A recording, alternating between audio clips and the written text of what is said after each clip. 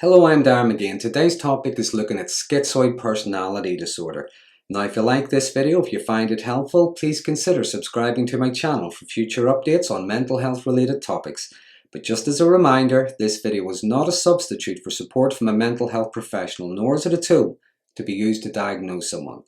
So, Schizoid Personality Disorder, it's part of the cluster A group of personalities, and this is characterised by odd, eccentric thinking and behaviour.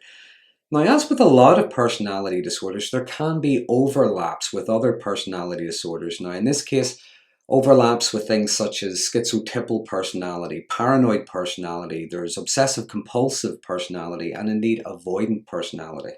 And just like other personality disorders, it can be comorbid, meaning it can coexist alongside another personality disorder as well as other mental health conditions. It's considered to be one of the schizophrenia spectrum disorders, and indeed it shares some common symptoms with schizophrenia. Just like, as I previously mentioned, it shares some characteristics with schizotypal personality disorder. But there are distinctions between schizoid personality and these other disorders. Those with schizoid personality disorder rarely experience paranoia and hallucinations. Also, as much as they may seem distant or detached during a conversation, they do make sense whenever they speak, which differs from the difficult to follow speech patterns that can sometimes be demonstrated by people with schizophrenia. People with schizoid personality, they can be quite introspective, they can even fantasize. But they're often described by others as seeming emotionally flat or cold, aloof, detached. They're often described by others as like being loners. They may prefer careers that involve lone working. They may live alone. They don't really take part in social activities. There can be no real interest in making small talk, and there can be a difficulty or maybe just no interest in forming relationships with others. Now, having said that, as much as those with schizoid personality disorder may prefer being alone, some also experience intense loneliness and social isolation as a result. Now, as I've said in previous videos, I often look at a disorder as looking at the impact it has on a person's day-to-day functioning, the impact it has on their relationship with themselves as much as with other people. But people with schizoid personality disorder, however, they can be quite high functioning, they can be very productive, not necessarily in a state of distress. So the diagnostic criteria for schizoid personality disorder, as set out by DSM-5, is there's a detachment from social relationships with a restricted range of expression of emotions whenever they're in interpersonal settings.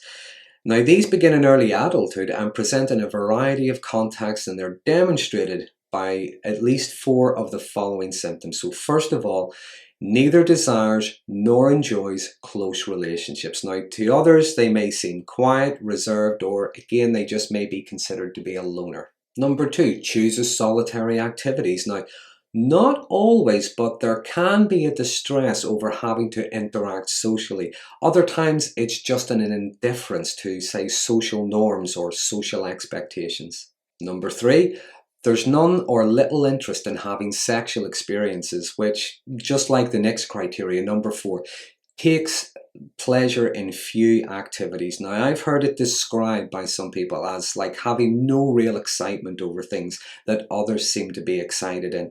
There's either a difficulty or no real interest in connecting with others on any kind of level.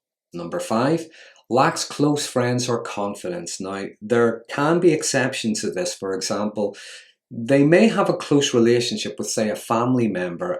They may even decide to stay at home, never move out, even in adulthood. There may be someone that there is some kind of a connection with. Number 6, appears indifferent to either praise or criticism. Now, it looks to others as if maybe their opinions don't really matter. It's described as there's like a flatness there.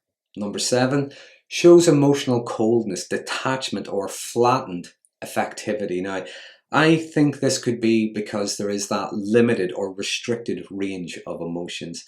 And lastly, it's not attributable to another medical condition. It does not occur in the setting of schizophrenia, manic depression, autism spectrum disorder, or another affective disorder with psychotic features. Now, other common characteristics include having difficulty with self-expression, little motivation or goals in life. Now, To others as well, it can be difficult to spot any observable change in a mood. Now, the causes of schizoid personality disorder are not really known. However, it is believed that there can be a combination of both genetic and environmental factors at play. Because personality is generally shaped by a range of things. Things like inherited traits and tendencies. There's childhood experiences, parenting, education, and all the social interactions that we have. All of these factors can play some part in contributing to schizoid personality. And people with schizoid personality disorder rarely tend to seek out help on their own unless they're being suggested or signposted by others. Now, I think that this could be because they don't always feel a level of distress as such, even though at times they can. But when they do seek support, as I say, it could be because they've been signposted by maybe someone who's close to them, or they recognize their condition has interrupted and disturbed, multiple areas of their life. So that is a brief outline of schizoid personality disorder. Now, as always, please use the comment box below if you have any comments or indeed anything I may have left out, anything you may like to add.